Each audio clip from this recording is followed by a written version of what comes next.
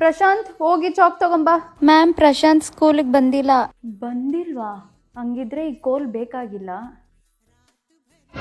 ಈ ಕ್ವೆಶನ್ಗೆ ಯಾರು ಆನ್ಸರ್ ಮಾಡ್ತೀರಾ?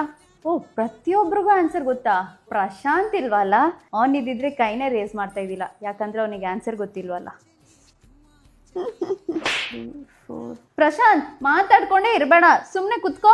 ಓ, ಇವತ್ತು ಪ್ರಶಾಂತ್ ಬಂದಿಲ್ವಲ್ಲ. Class be silent. ನಾಳೆಯಿಂದ ಹೊಸ ಚಾಪ್ಟರ್ ಸ್ಟಾರ್ಟ್ ಮಾಡೋಣ, ಓಕೆನಾ?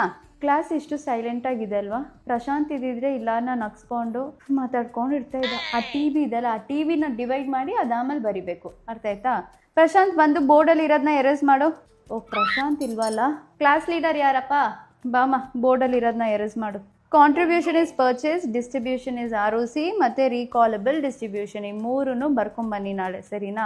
ಮತ್ತೆ ಪ್ರಶಾಂತಿಗೆ ಏನಾಯ್ತು ಅಂತ ಒಂದು ಸ್ವಲ್ಪ ವಿಚಾರಿಸಿ, ಅವ್ನು ಇಲ್ದಿರೋ ಕ್ಲಾಸ್ ಬಿಕ್ಕೊಂತ ಐತೆ.